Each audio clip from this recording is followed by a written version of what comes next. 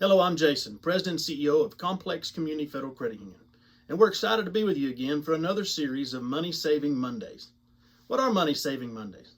Well, we're going to cover a wide variety of topics. We're going to touch on things like savings, investing, insurance, how to buy a house, how to buy a car, credit reports, a whole wide variety of different topics. But we couldn't do it without the partnership with UTPB. We'd like to give a special thanks to Dr. Woodley, Dr. Spurlock, and Diana Ortiz. These ladies, along with the entire UTPB faculty and staff, are focused on you discovering a greater success as you leave to go out to the world. Thanks again, UTPB. Why do we teach financial capabilities? 78% of Americans live paycheck to paycheck. 3 out of 4 people. That's a lot of people. What does it mean to live paycheck to paycheck? That means you don't have money to save or invest. You don't have money for food. You might not have peace of mind. You might lose choices or opportunities out there. It adds stress to your life. One of the greatest things you can invest in is your college education and you understanding the financial capabilities. At the end of every session, we're going to have a question and answer period. We'll have our contact slide so you can be able to send us your questions. If we don't touch on your questions in class, send it to us and we'll circle back and answer those questions again in the next session. We're excited. We're ready to run with our Money Saving Mondays. Hey guys, I'm Madison with Complex Community Federal Credit Union, and I'm so excited to visit with you about savings and investments. So why is saving money important? Saving money is key because it helps to protect you in the event of a financial emergency. Savings also serve to help people avoid debt, to make big purchases, to reduce financial stress, and to provide a greater sense of financial freedom. So the most important thing that you can do when you're starting to save is PYF. That stands for Pay Yourself First. It's the first thing you should do every month. We recommend 10% of every penny that is earned be put into savings to pay yourself first. This 10% is going to be foundational for building your savings. Additionally, you can build your savings by monitoring your spending and continuing to evaluate your wants versus needs. For example, we all like a good Starbucks latte, but a daily Starbucks latte at $6 a cup comes out to $42 a week, which is a little over $2,000 a year. So cutting back even a little can make a huge impact on your budget. So there are a couple different types of savings. The first is what is called periodic savings.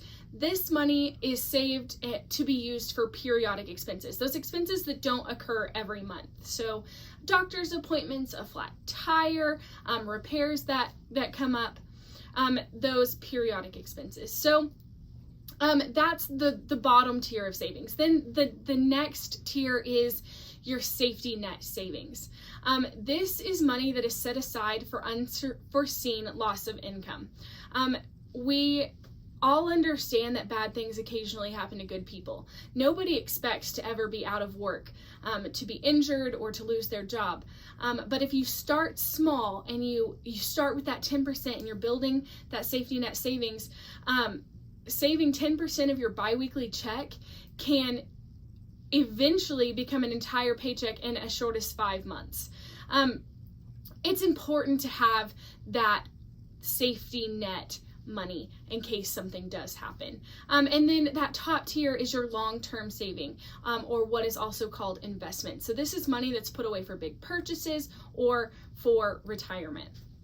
A good savings tip that I have learned is that because of online banking and the opportunities we have with that, we can now name saving accounts something other than just savings accounts. So you can give it a name that makes you less likely to spend money from it. So a new car fund, or your child's name, college fund, or even safety net savings. It's harder to take money out of your child's college fund and spend it on shoes than it would be if it was just named savings account. So let's talk, I mentioned it briefly, but let's talk a little bit about the difference between savings and investments. So a savings account is a really safe place to store money for short-term goals. Those goals that you want to achieve within the next 3 or so years. An investment is money that is set aside for long-term goals. So the goals you want to achieve in 7 or more years. So examples of savings are your car, your rainy day fund, the new iPhone, cell phone, the down payment for your house, a vacation, those things that you can save in just a few years. And then investments are those bigger purchases. So your home, your college, your 401k or retirement fund, which we're going to talk about a little bit more in depth here in just a second. Real estate property, collectible items like antique cars, things like that. Those bigger purchases that gain in value over time. So speaking of gaining in value over time, let's talk a little bit about what Einstein called the eighth wonder of the world. Einstein was quoted saying that compound interest is the eighth wonder of the world. He who understands it earns it. He who doesn't pays it. So what is compound interest? It is interest that is paid on both the original amount invested and the interest it's already earned. So if you put $100 in a savings account and the compound interest is 10%, the interest rate is 10%. At the end of the year, you're going to have $110 in that account. The $100 that's your money and the 10%, that $10 that is paid to you through compound interest. So the next year, you don't put any more money in the account, so it rolls over that 110%. You're going to earn 10% in interest on that 110%. So this year, you're not earning $10, you're earning $11 because you earn the interest on both the money that you put in and the interest that it's already earned. So let's talk a little bit about investing in your future. I mentioned the 401k. All of us at some point are going to want to retire. There are a couple different ways to save for retirement: 401ks, IRAs. A 401k is an employer-sponsored retirement account. So it allows an employee to dedicate a percentage of their salary to a retirement account. And then an IRA is an individual retirement account. So this is a type of tax-deferred or tax-free retirement account that allows individuals to open. Individuals can open them at many financial institutions and pay into them so that they earn compound interest for retirement. IRAs have limits of the amount of money that you can contribute. So in 2020, if you are less than 50 years old, you can contribute up to $6,000. If you're above 50, because you're closer to retirement, you can contribute a little bit more, $7,000. Retirement investments use the power of compound interest to provide for an individual's needs when it comes time to retire. So let's take a deeper dive into the 401k. So 401k contributions come out pre-tax, so before taxes are taken from your paycheck. So if you, for example, are in the 25% tax bracket, the money that you're putting into your retirement account feels more like 75 cents to the dollar, and you've got extra money put aside. 401ks are an easy way to invest in the market without having to be an expert at investing in the market. It's one of the benefits that can come with employer benefit packets or packages that your employer offers. Not all companies, but some companies match dollar to dollar what you contribute to your 401k up to a certain percentage of your salary. 401ks can come with financial advisors that help you to make those decisions that work best for you. And you're investing in a variety of investments because it's in a fund, as opposed to investing all of your money with one company, say Walmart. You're investing in small pieces of a lot of companies. I mentioned the financial advisors that might come with a 401k. As you are starting to make decisions about your finances, about savings and investments, it's so important to get involved with an expert. In anything that you do, you either need to become an expert or work with an expert. So we recommend that you find an expert, someone that you can trust, whether it's Edward Jones, someone from Edward Jones, or Charles Schwab. Credit unions and banks also have financial advisors, but someone to help you navigate those decisions. So how does compound interest really take your savings and investments to the next level? I'm gonna show you a chart of 4 different people and how compound interest works for them. So we're going to start with the novice. This person did not start investing money into their retirement account until they were 31 years old.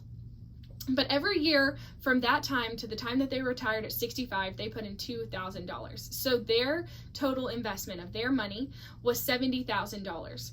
But compound interest, remember, grows on the amount of money that you put in and the interest it's already earned. So every year it grows. The amount of money that is in that investment account after that time, when they're 65, after it's had time to grow, is $276,479. That's a pretty big growth. But let's look at the next category, that advanced person. This person started really young, which is great. They started at 18 and they stopped saving about 10 years later. And then they didn't save anything else in that account, but they didn't take the money out. So it just sat in that account until they retired at 65. The joy of compound interest was because they didn't pull that money, it still grew on the interest it was earning, even though they were not contributing more to it. So their total investment was $20,000. Their investment, what was in that investment account after it had time to grow with compound interest, was $361,425. So time equals money.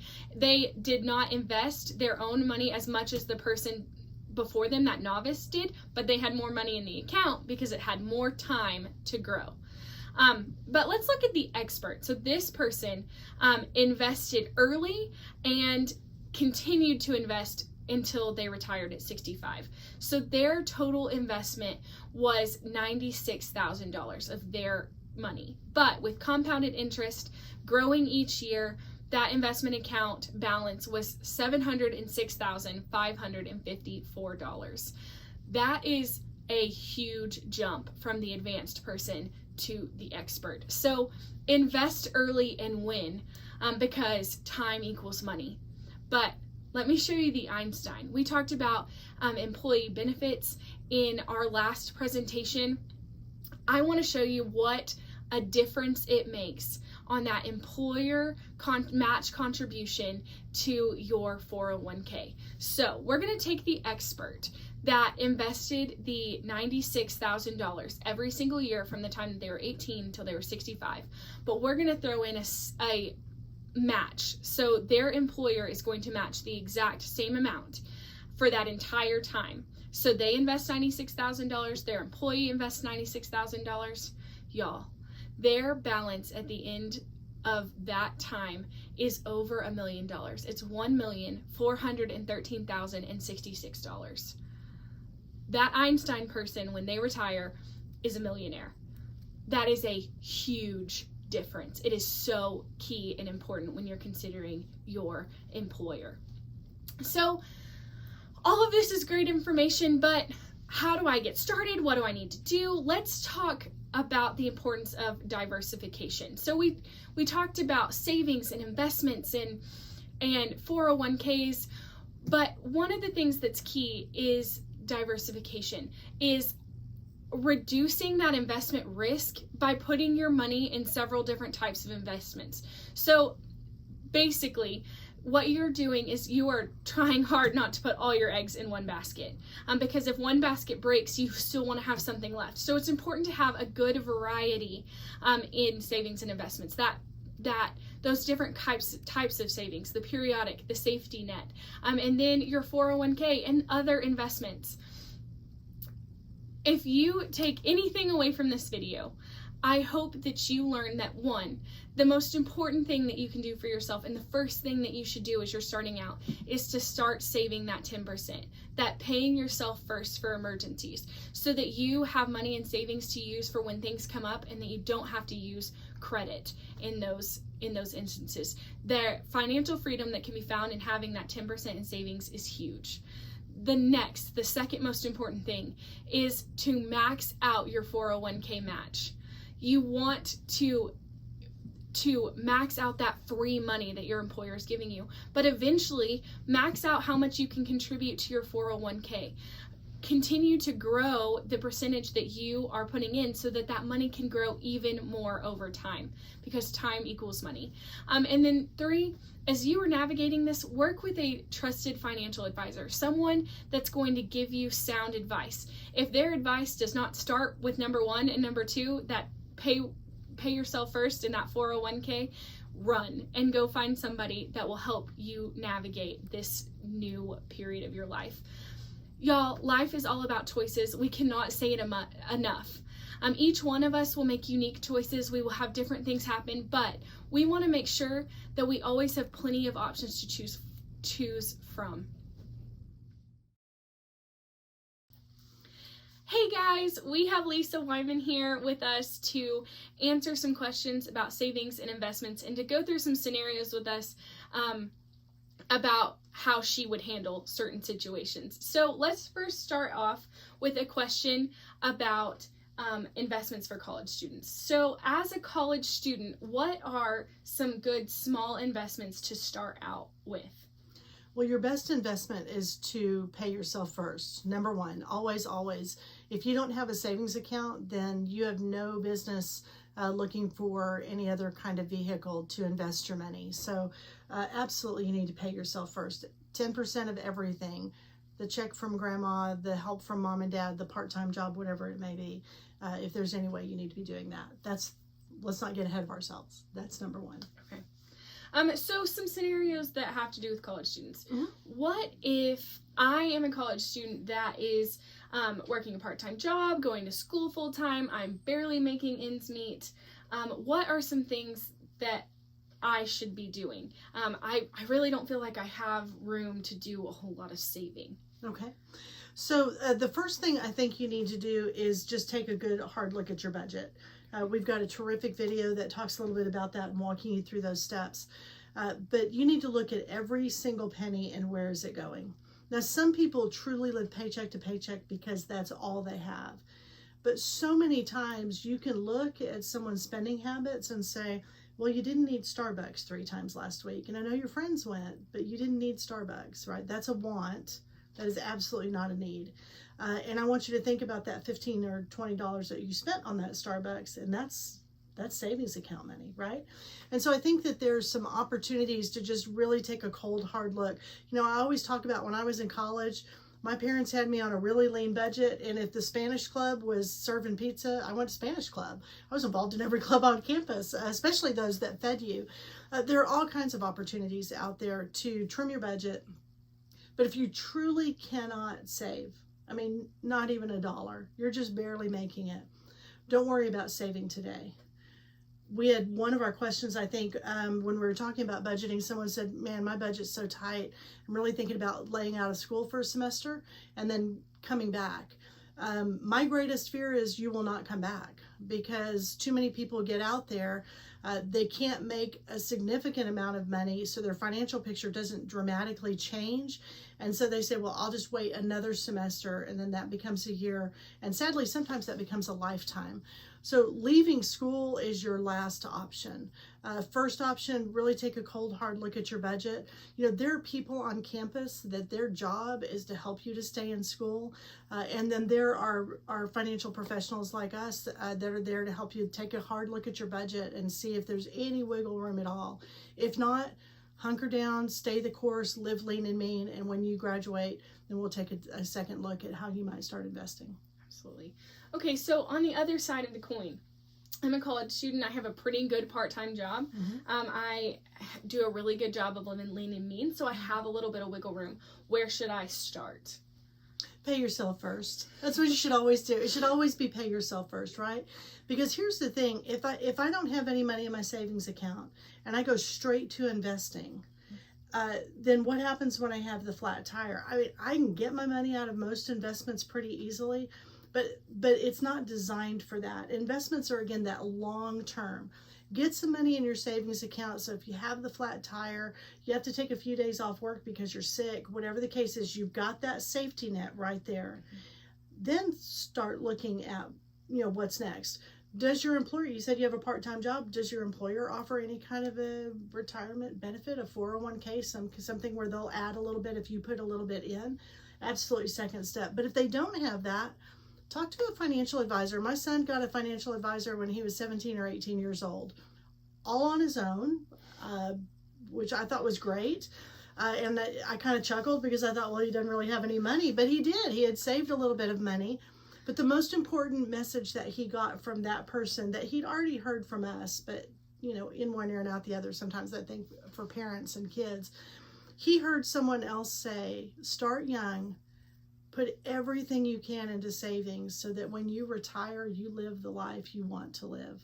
You don't have to worry because you started very young. You showed that table with the expert and the Einstein. Man, that's the way to do it. When you get your very first part-time job, you should be working hard to save. So if you have that opportunity, again, get some money in a savings account, just in case money, that safety net money, and then max out anything your part-time employer. I think even Starbucks has some kind of a program. And then the next step would be just go talk to a financial advisor. You can open a small account. Every time you got an extra $20, throw it in there. It's building really good habits for the future, because I know if you're doing that now, when you get out into that first job, you're going to be taking advantage of every opportunity to invest for your future. So start now. So speaking about when you get out into that next stage after college, what are the starting pieces for a graduate that's starting their first job that wants to build that savings and investments? Okay, so sit down and think about what is it that you want? Do you want to buy your first house? Are you thinking about, maybe you're married or getting married, thinking about a family? All of those things require savings. Pay yourself first. Again, at least 10% of your income. If you're really wanting to buy a house and save money for a down payment on that house, then pay yourself 15 or 20%. Remember, when you were in college, you had almost nothing. You can continue to live that lean and mean lifestyle till you have that down payment for the house, till you have that safety net, that account that helps to support you if something bad happens, helps to get your car fixed, helps, whatever kind of a medical event might happen. So you still need to start with that very basic pay yourself first. That's the number one step. The second step is max out whatever your employer has. And when I say max it out, I'm saying if they will match 6% of your income like the credit union does, you need to put in 6%. And if you can't, put in everything you can. And every time you get a raise, you take that raise and you put it into that 401k. That will pay dividends that you, look at the expert, right? Or the Einstein in your example. You're doubling your money. There's nowhere in the market where you can double your money. I'll have team members come up to me at the credit union and say, well, I'm only going to put in 3% and then I'm going to invest 3%, with my Edward Jones guy. That's great. But if your Edward Jones guy or your Schwab guy really knows what they're doing, they're going to tell you to max out your 401k first, because they can't double your money, but a matching 401k can. So absolutely your first two steps. And then get that financial advisor. Take that next step when you've got enough money that you want to do that. Or let's say you just want to get their advice. Mom and dad are great. My uncle who's an accountant is great. But having someone that's what they do for a living, day in and day out, is invest money for people. That's a great resource to have on your side. And again, they'll start with you when you're young, because they're gonna bank on the idea that you're gonna stay with them for the long haul. I think that one of the most important things that you have told me is that if you're going to do something, if you either need to become an expert or you need to get working with an expert. And I think that financial advisor piece is so important. Lisa, thank you so much for your highlights and your answers, and we really appreciate your time. Thanks. Have a great day. Bye.